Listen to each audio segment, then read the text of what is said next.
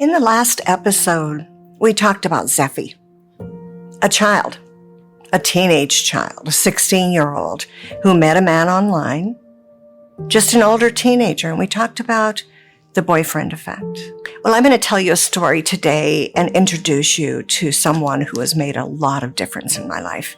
I lived in an office beside her for several years as she was rebuilding her life and regaining custody of her children and trying to outwork the label of prostitute that she received as a child. Hello, and welcome to Invading the Darkness, stories from the fight against child sex trafficking, featuring Linda Smith, the founder of Shared Hope International. Join Linda as she shares stories from her 23 years of fighting the battle of domestic minor sex trafficking. Our desire is that each episode of Invading the Darkness will help you understand the importance of fighting child sex trafficking, as well as equip you to join in that fight.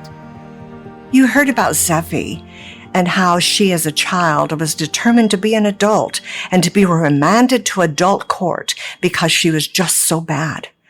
How she got twice the bail of $750,000, twice as much as her trafficker, because his attorney had said she was the mastermind. Now, you might also remember that the law says, the federal law and most states' law says, that a child in commercial sex, anyone under 18, is considered a victim of trafficking and just simply should be able to bring that as a defense. Now, Zeffie's in a state where they won't allow that. She had to be brought up on the charges brought by the prosecutor who seemed to not know the federal law or understood the severity of charging her under the state law outside of acknowledging her trafficking conditions. Well, we talked about some of the reasons that every state needs to be consistent in creating an environment that is not different state by state and to align that to the federal law. The last episode, we talked about how it's just simply there needed to be what's called an affirmative defense. Doesn't mean the case is over, doesn't mean the trial's over, but it needs to be brought up that any child in commercial sex under 18 is a victim of trafficking. Well, as I was thinking this week about Zeffie, I was thinking, boy, she sure reminds me of Yvonne. I've told you a little bit about Yvonne. I think she was in one of the earlier episodes, 11, I think. But I want to tell you a little bit more in relationship to Zeffie. In the court of public opinion, they were painted in headlines as just bad. Yvonne's headlines were teen prostitute. Zeffie's were two teenagers murder a man or something like that, not acknowledging for either one of them that they were sold in commercial sex. Zeffie approached online by an older boyfriend and then sold out of his home where he actually killed a buyer, and she's being accused of that. And then there's Yvonne, a street kid who'd ran away from abuse at home. But I'll let her tell you more about that in a few minutes. They were both young. They both should have been under the law, considered a traffic victim.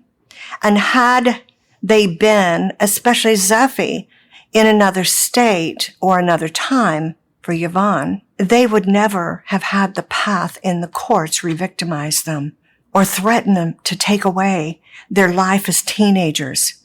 That never would have happened because under the federal law and most state laws, it simply says under 18, if you're in commercial sex of prostitution, performance, or pornography, you are considered a victim of trafficking. In the federal law, it clearly says you can't be culpable for the crime committed against you. You are a victim. In most state laws, that is held the same.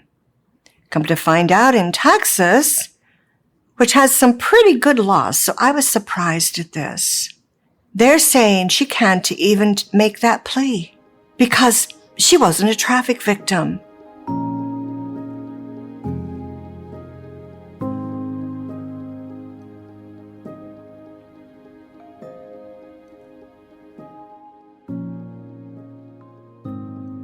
they question her morals. They question that she was a good girl. I'm going to tell you a story of a young lady that changed my life. Now, you hear me say that often because there are pivotal points that have helped me to understand more of what child sex trafficking does to a person over the years of their life, if they survive. Well, Yvonne will remind you somewhat of Zeffie. You remember Zeffie was 16 when she was arrested as an accomplice in a murder.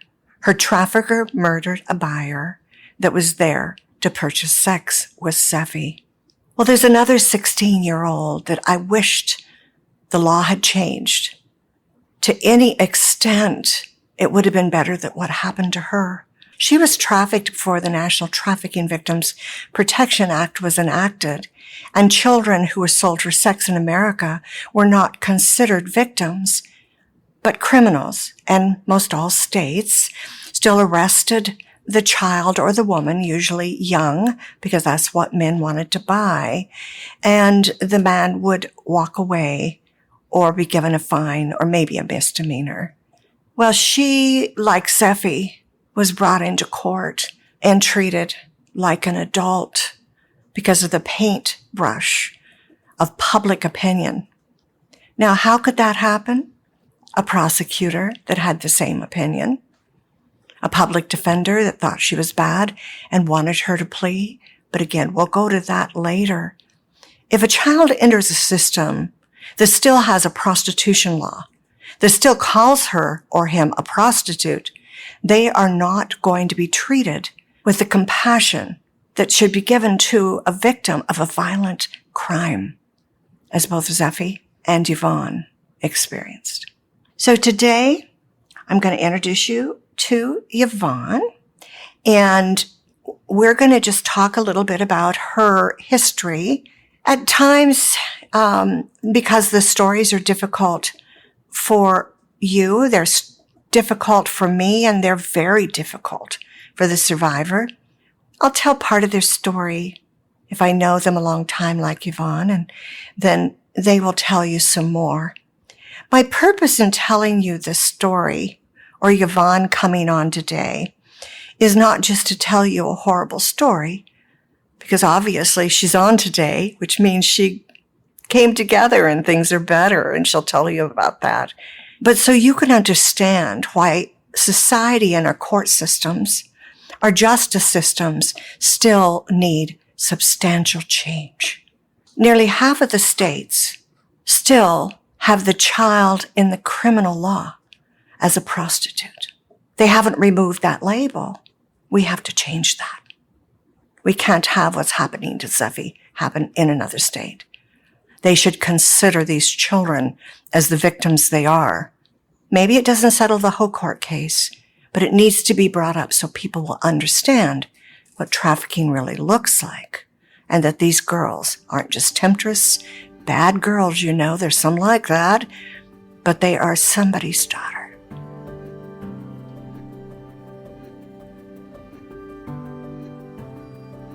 Well, I am privileged today to have with me my good friend and an expert in this issue. Actually, she is an expert in a way most of us would say, wow, those things should have crumbled her. But you'll realize how strong she is when she joins us here in a minute or two. We talked about this for some time, about telling her story a little bit and letting her then tell the rest of her story. And we think it's a little easier, might be easier on you, because this is a hard story to hear. Might be a little easier on us, because some of these things still bring me to tears, or real deep anger, the things that happened to Yvonne. But she's used these things as an expert, as an advisor to Shared Hope, to help us form a lot of the legal changes that you see today in the report cards given to each state. And the new report card is even tougher because we realize the victimization decade by decade to women like Yvonne and young men that have been trafficked as children. I will sometimes tie back to why we need to strengthen the report cards and why we're doing it and why we're running at this issue so strong right now.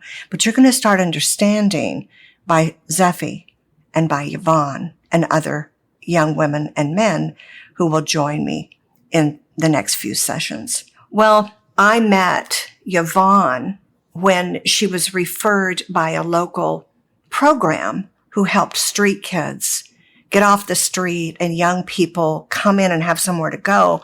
And it was this big gym, and she was doing some service there.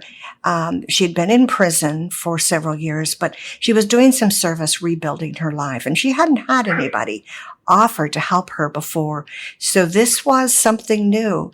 But the head of the place told me about her and said, I think she's one of your girls, Linda.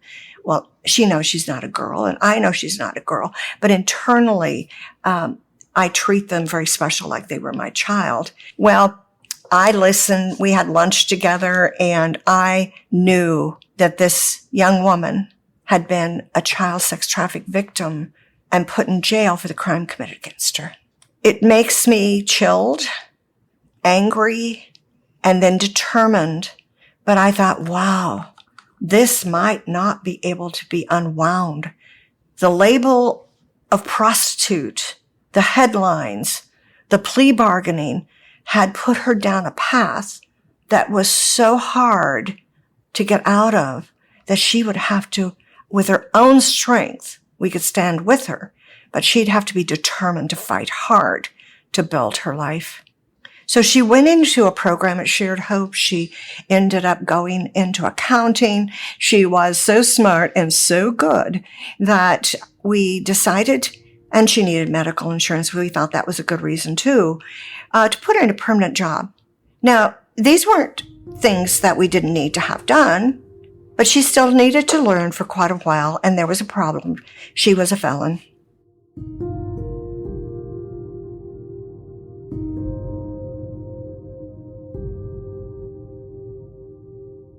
Finding jobs that will sustain her would be very hard for her to go out without the resources and the skills and a job experience. And even then, it might be a problem. She had a need for health insurance. Her life had been violent. Commercial sex is violent. And she needed medical insurance. Well, I guess what I'm going to say is that this is going to be kind of hard for you to hear that story. And when I heard some of it even, I thought, I don't know if she can succeed because of all the things that have happened to her. But she has. And so I'll tell you her story in the light of she is on today. She didn't take a path that destroyed her life. She did tough it up, and go forward. But she was 5, just little, when she was used in pornography. Her stepfather, well, actually, I don't know if they were even married. Her mom had a guy live with them who was with them quite a while. And one day he said, we're going to McDonald's, but she ended up on a mattress in a place, and there were lights and cameras. She didn't understand what was going on, except it was icky.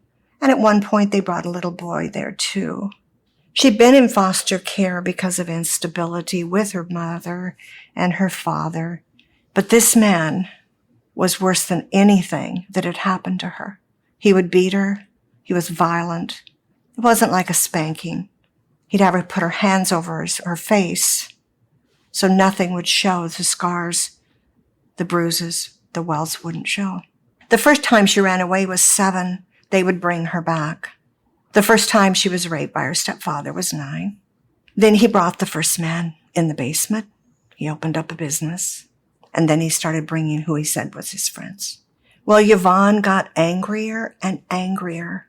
These kids are labeled in the system if they're mad. Another strike against her because she would run away and fight anybody that tried to take her back. She just wasn't timid. She never really thought in her heart. She was a victim, she told me. Well, you see, being a fighter meant she would fight anybody.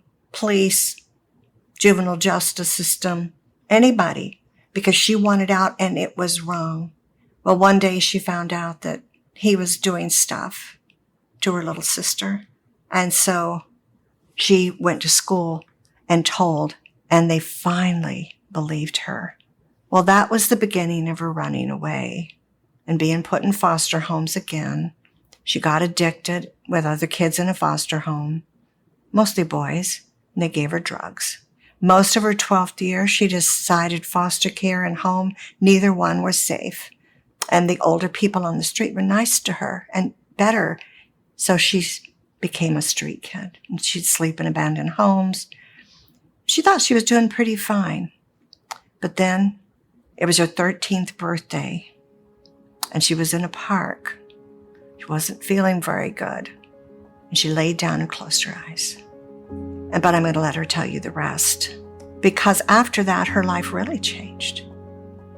And people stopped seeing her as that 5-year-old girl, but an angry girl who had had birthdays. Thank you for listening to Invading the Darkness, stories from the fight against child sex trafficking. If you would like to learn how you can help put an end to child sex trafficking, please visit sharedhope.org/take action. New episodes of Invading the Darkness are released every Tuesday at 9 a.m. Pacific. If you have enjoyed this episode, please consider leaving us a 5-star rating as well as a written review.